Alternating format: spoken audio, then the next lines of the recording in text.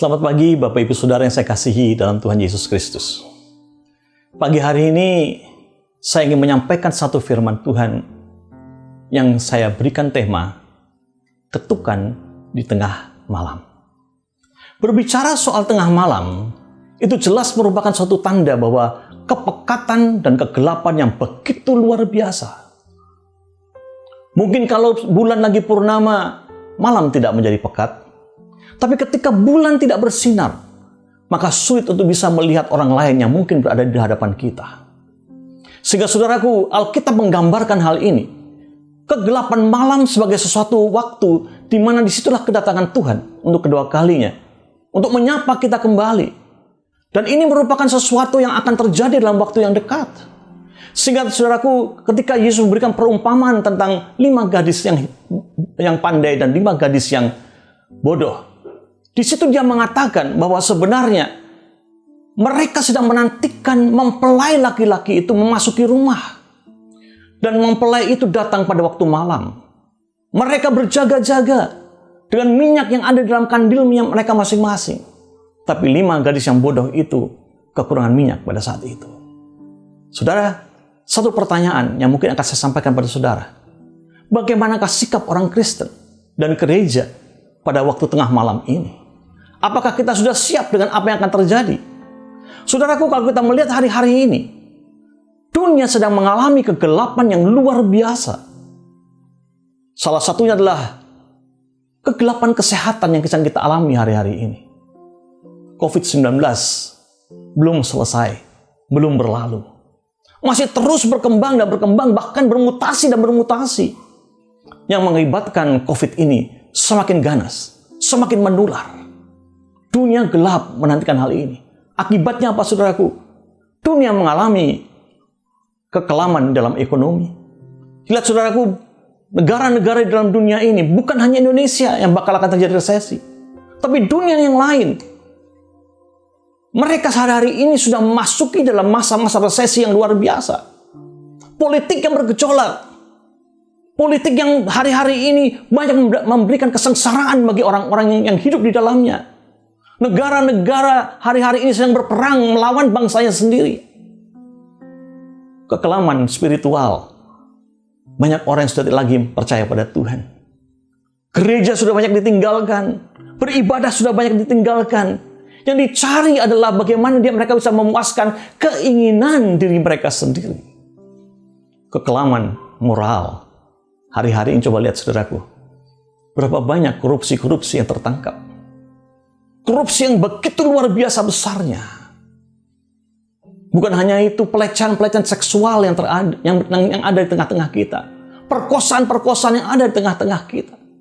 Dunia semakin kelam dan dunia semakin kelam. Dan saudara tahukah saudara bahwa waktu bergerak dengan begitu cepatnya? Siapakah yang menyangka hari ini kita sudah berada dalam minggu pertama bulan September? Mungkin sudah masih mengingat tentang Natal yang lalu. Masih mengingat tentang tahun baru yang lalu. Tapi hari ini kita sudah berada pada bulan yang ke-9 dari tahun 2020 ini. Begitu cepatnya. Makanya satu yang dikatakan oleh Yesus dalam Markus 13 ayat 35. Karena itu berjaga-jagalah sebab kamu tidak tahu bila manakah tuan rumah itu pulang.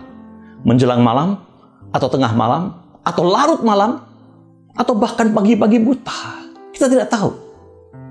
Kedatangan Tuhan kembali ke dalam dunia ini merupakan suatu misteri. Tapi tugas kita masing-masing adalah kita perlu menjadi orang-orang yang selalu berjaga-jaga. Ayat yang berikutnya dikatakan, supaya kalau ia tiba-tiba datang, jangan kamu didapatinya sedang tidur. Apa yang kukatakan kepada kamu, kukatakan kepada semua orang. Berjaga-jagalah. Lihat, saudaraku, dia berkata, mempelai laki-laki itu akan datang dengan tiba-tiba. Dan datangnya tiba-tiba. Pada waktu malam, tengah malam, larut malam. Bahkan mungkin pagi-pagi buta. Yang mungkin kita terlelap. Kita sedang tidur. Disitulah waktunya. Kalau kita tidak berjaga-jaga, Allah akan datang nanti kita tidak mengetahuinya. Bapak Ibu Saudara yang kasih dalam Tuhan. Di dalam satu perumpamaan Yesus yang dia berikan dalam Lukas 11 ayat 5 sampai 6. Yesus berkata demikian. Lalu katanya kepada mereka, jika seorang di antara kamu pada tengah malam pergi ke rumah seorang sahabatnya dan berkata, saudara, pinjamkanlah kepadaku 3 roti. Seorang sahabatku yang sedang berada dalam perjalanan singgah ke rumahku, dan aku tidak mempunyai apa-apa untuk dihidangkan kepadanya. Yesus berkata, seorang yang akan datang di tengah-tengah malam, datang ke rumah saudaranya, temannya, sahabatnya, dan berkata, berikanlah kepadaku 3 roti, karena aku akan kedatangan seorang sahabat yang jauh singgah ke rumahku, dan aku tidak punya apa-apa. Betapa tragisnya hal itu, Bapak Ibu. Dia hidup, tapi dia tidak pernah punya persediaan apa-apa dalam rumahnya. Pergi ke rumah temannya, meminta bukan hanya 1 roti, tapi 3 roti. Bagi orang Yahudi, orang Israel, 1 roti merupakan hidup 1 hari. Dia tidak meminta 1 roti, tapi dia minta 3 roti pada temannya. Ini menandakan bagi kita semuanya, Bapak Ibu, bahwa ada satu saat di mana kita tidak punya apa-apa dalam rumah kita. Mungkin terjadi kelaparan yang luar biasa, engkau tidak punya apa-apa. Bahkan bangsa-bangsa lain, sahabat-sahabatmu yang lain, dia akan datang ke rumahmu untuk minta pertolonganmu, meminta roti kepadamu. Anda bisa membayangkan, seandainya dia datang ke rumahmu, sahabat datang ke rumahmu, dan berkata, berikan aku 3 ketul roti. Dan engkau tidak punya apa-apa dalam rumahmu. Apa yang kau jawab pada temanmu itu? Apakah engkau akan buka pintu bagi dia?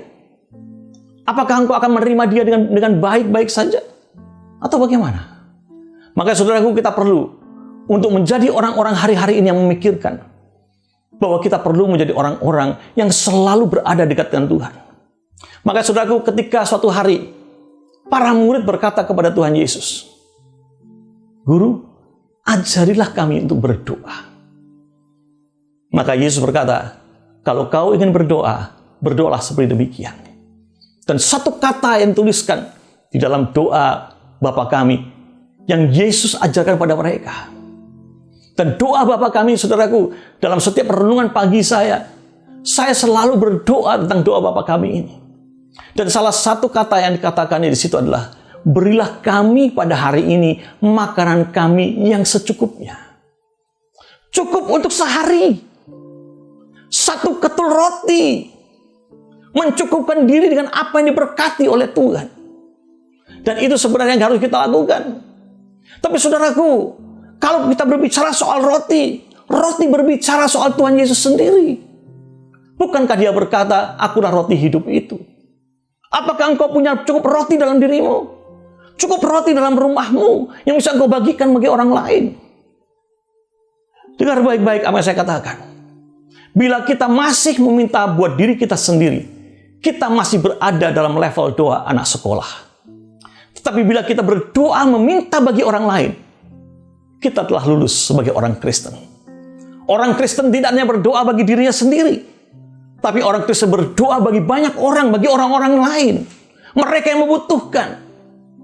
Mereka yang meminta kepada kita dalam keadaan yang sangat-sangat membutuhkan dalam hidupnya. Karena mereka kekurangan. Untuk itulah, saudaraku, saya ingin berkata pada kita semuanya. Mari kita menjadi orang-orang yang tidak hanya meminta dan berdoa bagi diri kita sendiri. Tapi saatnya kita berdoa bagi orang-orang lain. Bagi teman-teman kita. Bagi gereja kita.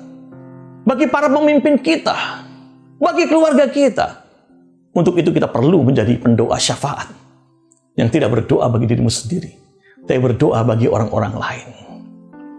Perumpamaan Yesus. Dia katakan, pinjamkanlah kepadaku 3 roti. Saudara, ini merupakan sesuatu yang harus kita garis bawahi. Kita menjadi orang-orang yang benar-benar berkata, aku sudah tidak punya apa-apa. Aku tidak punya uang. Aku meminjam kepadamu. Berikanlah kepadaku 3 roti untuk seorang sahabatku. Saudara, dengar baik. Hanya Allah yang bisa memenuhkan segala kebutuhanmu. Hanya Dia yang punya segala-galanya. Bisa mencukupkan segala sesuatu yang kau minta pada Dia. Maka saudaraku, Mazmur 1 ayat 8 berkata demikian. Mintalah kepadaku. Maka bangsa-bangsa akan kuberikan kepadamu. Menjadi milik pusakamu.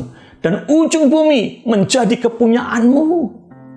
Lihat saudaraku, Allah berjanji bahwa dia akan mengirimkan bangsa-bangsa itu kepada kita semuanya. Bukan 100 orang, 200 orang, 300 orang. Tapi bangsa yang berjumlah jutaan orang. Mereka akan menjadi orang-orang yang meminta kepada kita. Dia katakan, mereka itu akan menjadi pusaka kita. Dan ujung bumi menjadi kepunyaan kita. Wow, itu luar biasa. Tapi apakah kita hari-hari ini cukup mempunyai Yesus dalam diri kita masing-masing? Apakah engkau mempunyai Yesus yang melimpah dalam hidupmu? Apakah engkau menjadi orang-orang yang benar-benar berpaut dan berpegang erat pada Yesus? Bapak Ibu, kita perlu menjadi orang-orang yang terus-menerus berdoa syafaat bagi orang-orang lain. Dan saya percaya ketika kita berdoa untuk hal itu, kita menjadi orang-orang yang benar-benar berkenan ke hadapan Allah. Saya teringat akan satu pahlawan iman dalam Alkitab ini. Bukan Abraham, tapi seorang yang diperintahkan Allah untuk menyelamatkan orang-orang Israel. Membawa orang-orang Israel dari Mesir. Berjalan bersama-sama di tengah-tengah padang gurun. Untuk sampai pada satu tanah yang dijanjikan. Tanah perjanjian itu. Tapi sebenarnya, saudaraku, sebenarnya, kalau kita membaca dengan benar seluruh sejarah perjalanan Israel, tujuan Allah untuk bisa membawa bangsa Israel bukan saja sampai kepada Kanaan, tapi di situ dikatakan untuk memuliakan namaku. Maka saudaraku, Allah mengajari orang-orang Israel. Allah memberikan peringatan-peringatan bagi bangsa Israel.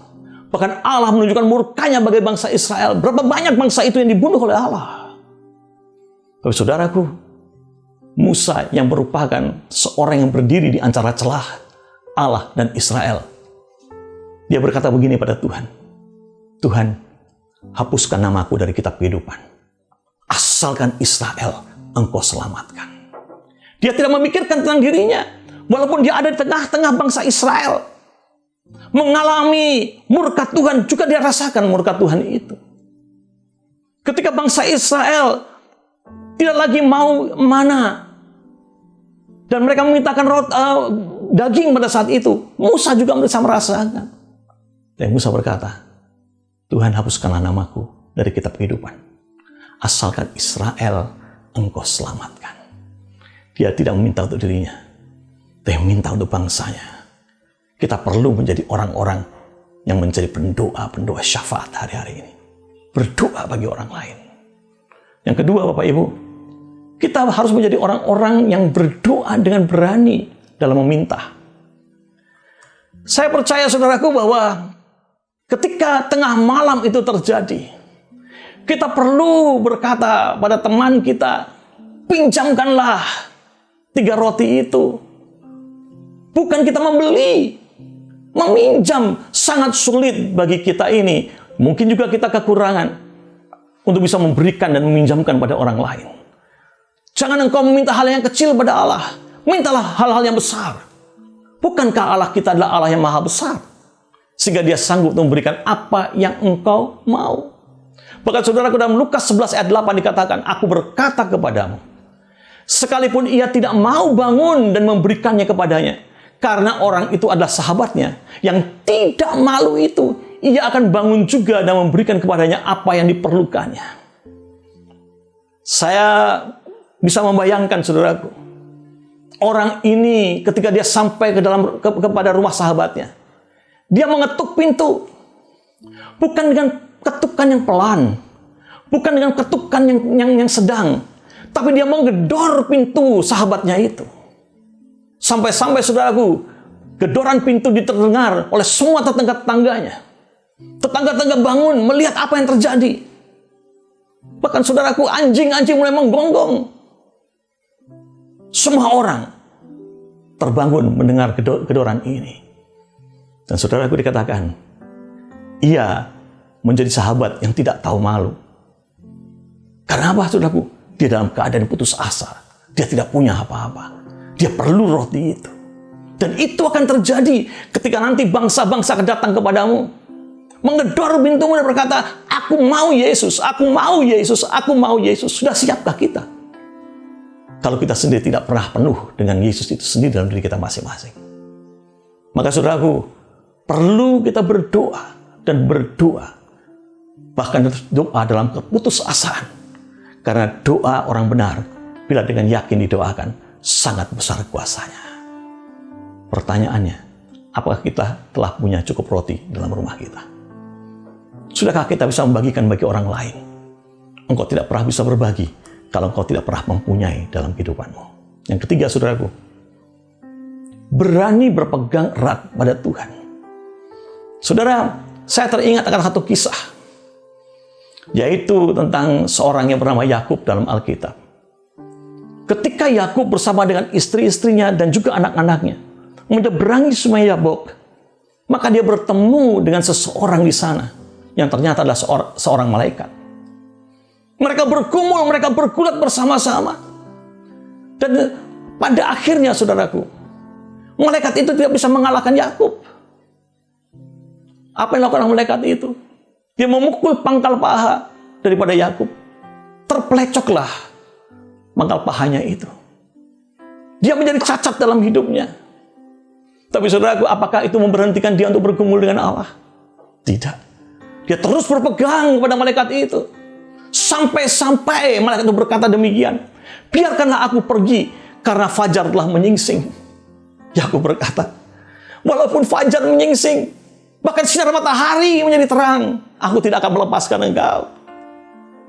Saud Yakub, aku tidak akan membiarkan engkau pergi jika engkau tidak memberkati aku.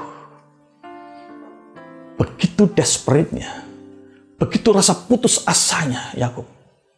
Dia tahu dia kakinya cacat saat itu, tapi dia berpegang erat pada Tuhan. Aku tidak pernah membiarkan engkau pergi jika engkau tidak memberkati aku.